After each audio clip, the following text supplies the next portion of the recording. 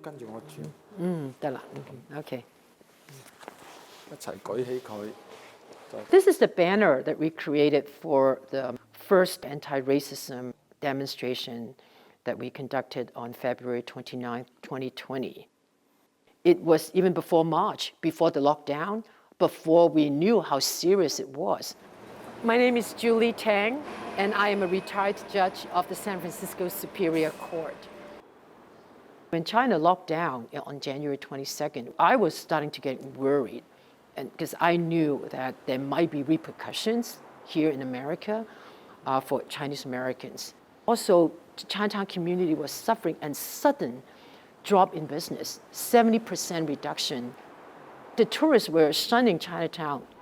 咁直到舊年疫情出嚟就會，我哋由最生意好好跌到最差，我哋一日淨係賣到幾廿蚊嘢咯。My name is Ding Bong Li. I'm presiding president for Chinese Consolidated Benevolent Association.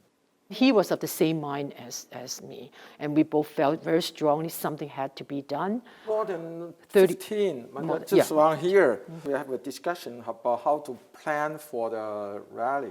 They all came and showed up, and we marched together and to Union Square. This movement is really across the board, across races. It's a human rights issues, it's a civil rights issues.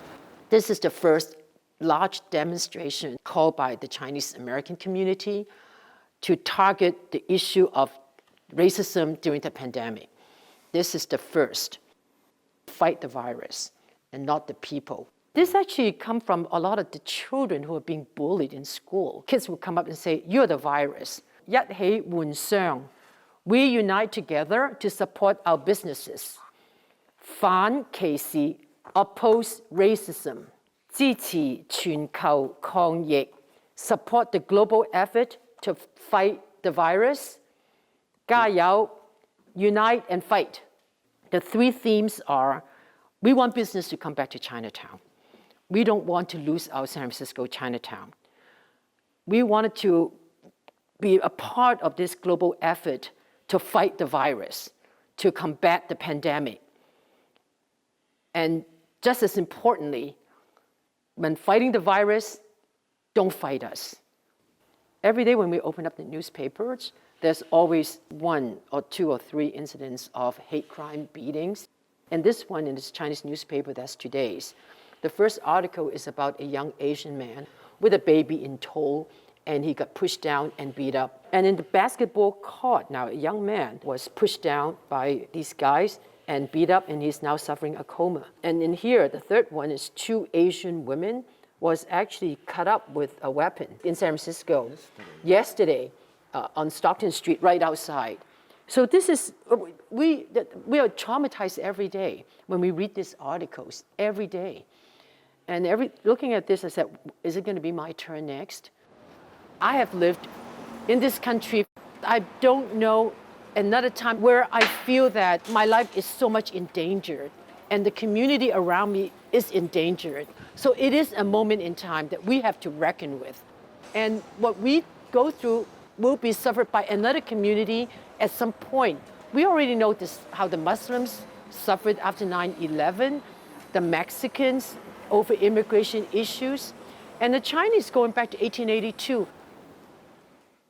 And I see the community that is embedded in history in this institution here, representing all the struggles of the Chinese community, starting with 1882, the Chinese Exclusion Act, when Chinese were not allowed to venture outside of Chinatown. All the big issues regarding the Chinatown, we always sit here to discussion and decide what to do.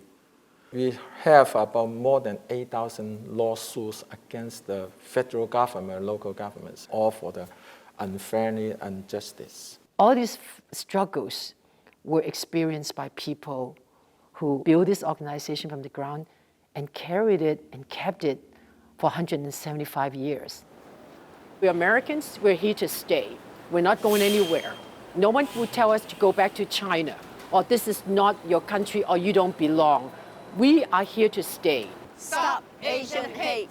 The banner contains our heart and our soul and our vision for what America should be. The Smithsonian is a national museum. It talks about American history. Chinese Americans is a part of the fabric of American society. And I hope that that banner will have its rightful place at the Smithsonian permanently as a part of the history that will be here to stay.